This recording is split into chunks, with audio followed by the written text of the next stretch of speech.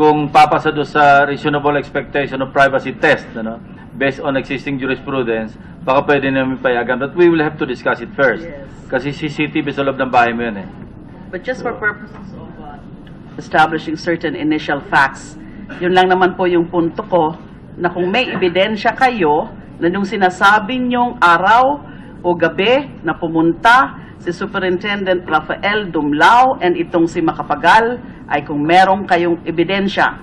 So sinasabi nyo, meron. For now, yan lang muna po. Tingnan muna natin yung mga CCTV. Sige. Siya, ready to play yung video?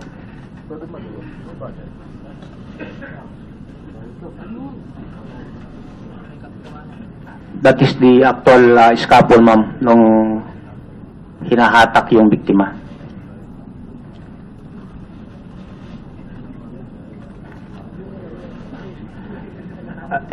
Ang kumukuha kasi yun, ma'am, is yung kapitbahay na netizens lang. Kaya lang, sinurrender nila sa wife's victim. Victim's wife, sorry.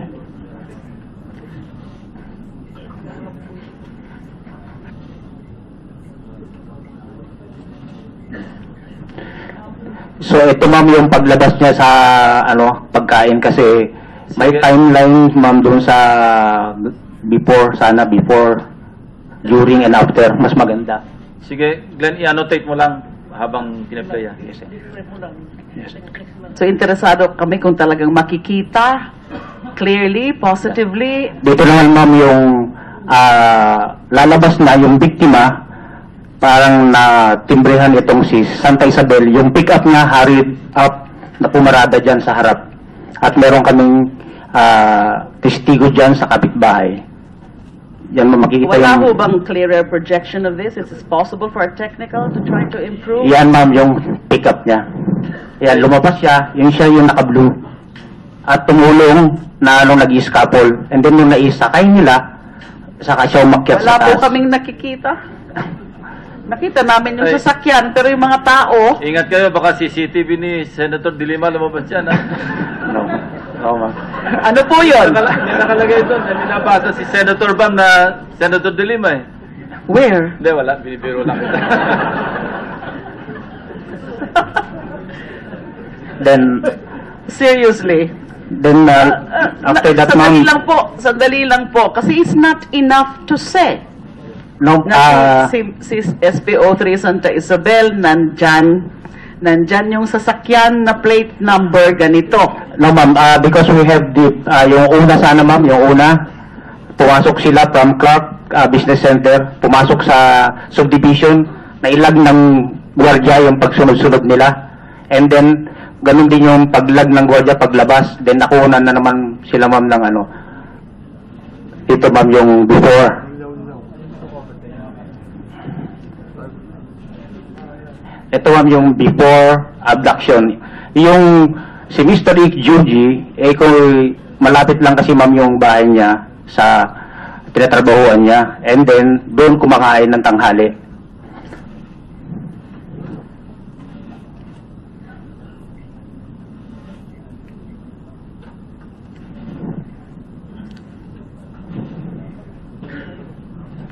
Wait, mandun pa. Segdit, ito papasok sa reasonable expectation of privacy test, no? Because CCTV public place, so pwedeng ma-admit to na ebidensya sa korte, I suppose. Yes, Mr. Chair. Thank you. So pwede niyong gamitin ebidensya to because it will pass the reasonable expectation of privacy test.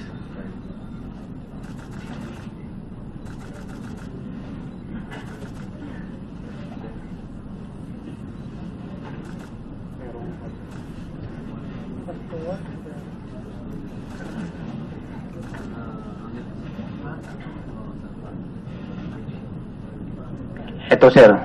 Ito yung car ni Santa Isabel, paki-freeze. Pick up. Ito, sir, yung car niya. Sige, ikuan mo pa, sige. Sa original na kuan, nandiyan yung kuan niya, sir. Yan, hop.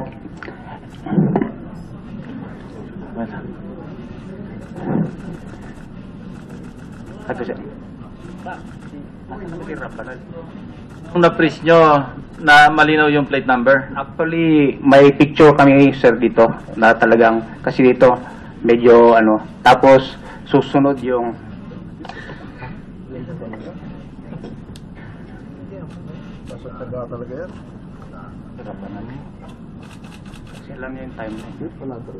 ito.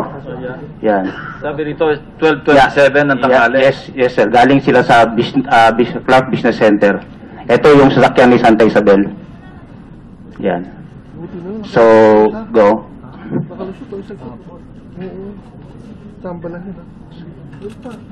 Mr. Chairman, Go.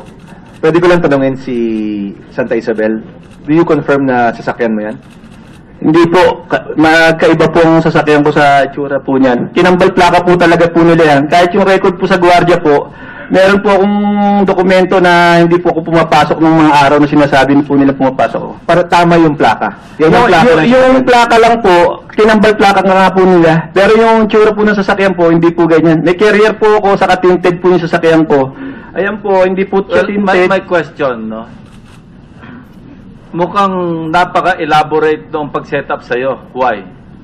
Why would you think Sir, elaborate? Magpapagawa pa ng kambal plaka, ikakabit pa sa kapareho ng Hilux mo para ma-set up ka lang. Sir, ito po sir, i-analyze po natin mabuti sir. Si Attorney Rafael Dumlao, saka si Director Glenn Dumlao sir, magpinsang buo sir. Taga saan ka ba, Attorney Rafael?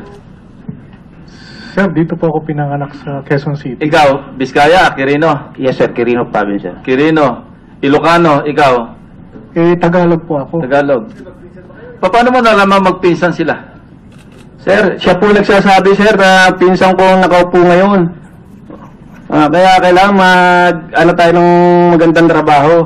Sige, tingnan natin yung family tree nitong dalawang to. At saka in the first place sir, these evidences were taken during the time of my predecessor. Hindi po ako. And according to Senator De Lima, na-check niya na yung Rinesearch ko na rin genealogy. Yung pinag-aaralan ko po itong mga nakikita kong mga balita. Hindi nga raw magkaano-ano. So, pina-check ko na ho, pina-research ko na po. Alam mo, You're Ricky, not related. Ricky, be very careful, because mababurn out ka rito. When you say so many things that you cannot back by evidence or documents, be very careful.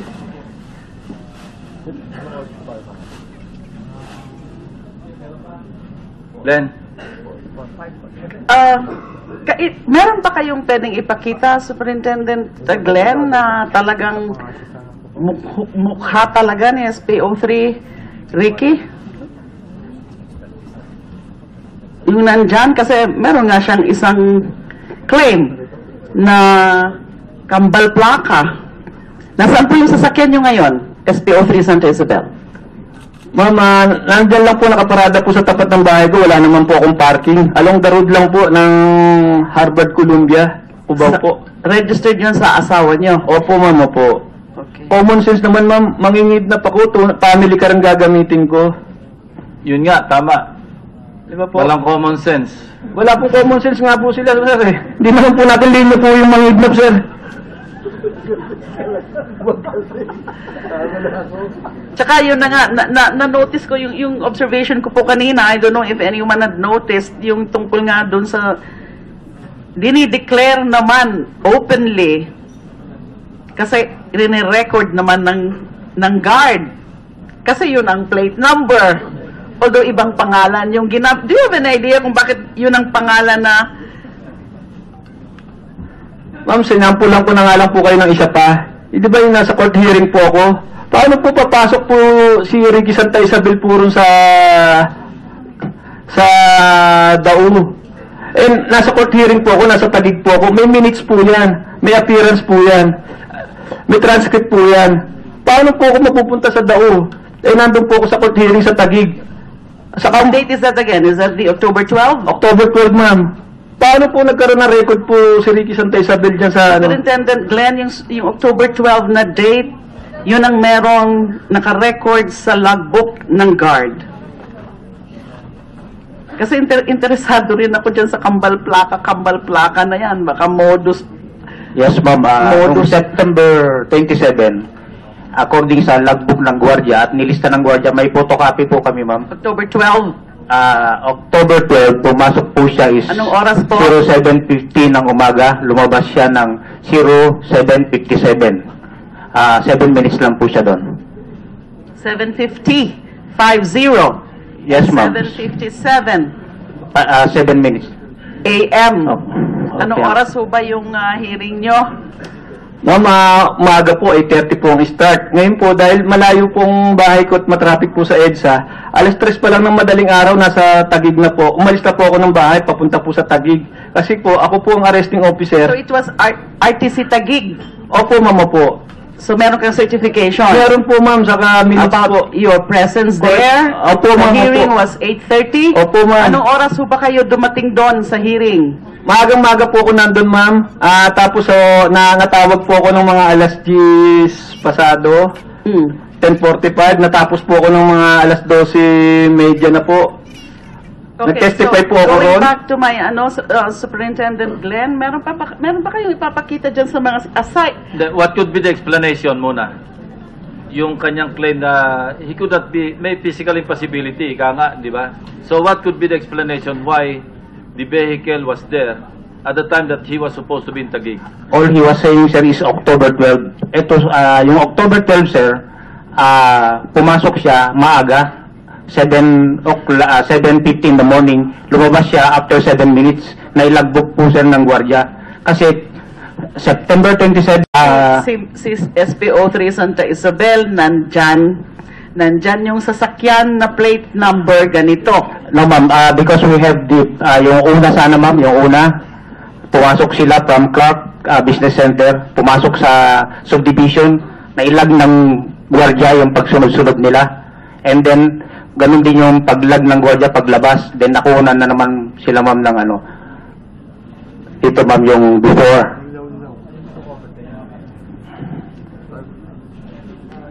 Ito, ma'am, yung before abduction. Yung si Mr. Rick Juji, kung malapit lang kasi, ma'am, yung bahay niya sa tinatrabahuan niya. And then, doon kumakain ng tanghali.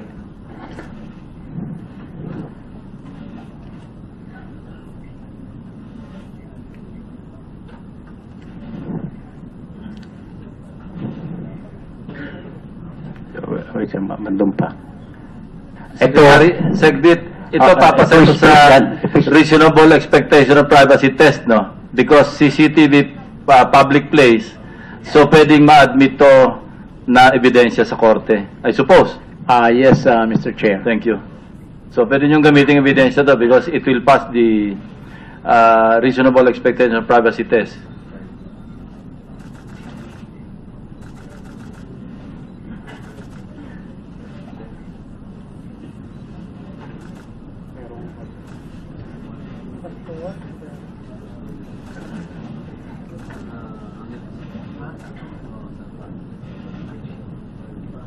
Ito, sir.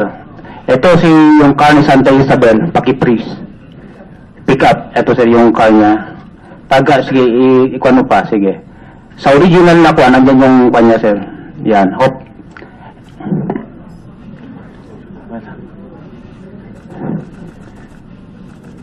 Ito, sir. Kung na-freeze nyo na malinaw yung plate number, Actually, may picture kami, sir, dito, na talagang, kasi dito, medyo, ano, tapos, susunod yung,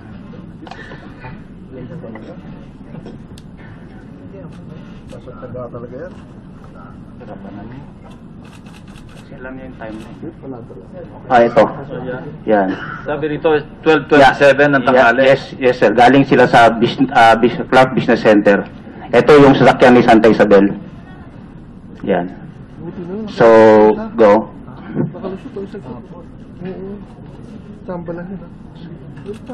Mr. Chairman, Go. pwede ko lang tanungin si Santa Isabel, do you confirm na sasakyan? So, ito, ma'am, yung paglabas niya sa, pagkain kasi may Sige. timeline, ma'am, doon sa before, during, and after. Mas maganda. Sige, Glenn, i-annotate mo lang habang pinaplaya. So interesado kami kung talagang makikita clearly, positively. Dito naman ma'am yung lalabas na yung biktima, parang natimbrehan itong si Santa Isabel, yung pick-up niya hurried up na pumarada dyan sa harap. At meron kaming testigo dyan sa kapitbahay. Yan mo makikita Wala yung... ho bang clearer projection of this? Is it possible for our technical to try to improve? Yan ma'am, yung pick-up niya. Yan, lumabas siya, siya yung naka-blue. At tumulong na nag-i-scaffold. And then yung naisakay nila, saka siya umakyat Wala sa taas. po kaming nakikita. Nakita namin yung Ay. sasakyan, pero yung mga tao, Ingat kayo, baka CCTV ni Senator De Lima lumabas yan, ha? No, ma'am. ano po yun? May nakalagay doon, may binabasa si Senator Bam na Senator De Lima, eh. Where? Hindi, wala. Binibiro lang kita. Then, Seriously. after that ma'am, Sandali lang po. Kasi it's not enough to say. no, mo yan?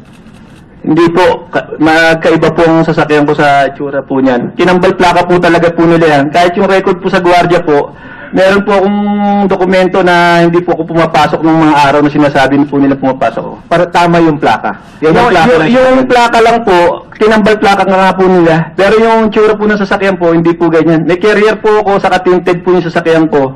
Ayan po, hindi po siya Well, tinted. my question, no? Mukhang napaka-elaborate nung pag-set up sa'yo. Why? Why would you think, Sir, elaborate? Magpapagawa pa ng kambal plaka, ikakabit pa sa kapareho ng Hilux mo para ma-set up ka lang. Sir, ito po sir, i-analyze po natin mabuti sir. Si Attorney Rafael Dumlao, saka si Director Glenn Dumlao sir, magpinsang buo sir. Taga saan ka ba, Attorney Rafael? Sir, dito po ako pinanganak sa Quezon City. Ikaw, Biskaya, Quirino. yes sir, Quirino Province sir. Quirino. Ilocano, ikaw, Tagalog po ako. Tagalog. Paano mo nalaman magpinsan sila? Sir, siya po nagsasabi sir na pinsang kong nakaupo ngayon. Kaya kailangan tayo ng magandang trabaho. Sige, tingnan natin yung family tree nitong dalawang to. At saka in the first place sir, this evidence Kung papasa doon sa reasonable expectation of privacy test, ano, based on existing jurisprudence, baka pwede namin payagan. But we will have to discuss it first. Yes. Kasi CCTV sa loob ng bahay mo yun, eh. But just for purposes of establishing certain initial facts, yun lang naman po yung punto ko, na kung may ebidensya kayo, na nung sinasabi nyong araw o gabi na pumunta si Superintendent Rafael Dumlao and itong si Macapagal, ay kung meron kayong ebidensya. So sinasabi nyo, meron. For now, yan lang muna po. Tingnan muna natin yung mga CCTV. Sige. Siya, ready to play yung video?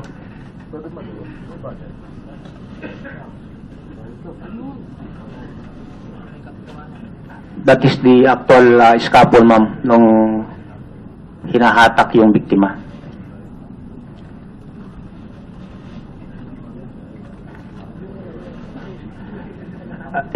Ang kumukuha kasi yun ma'am is yung kapitbahay na netizens lang, kaya lang sinurrender nila sa wife's victim. At victim's wife, sorry.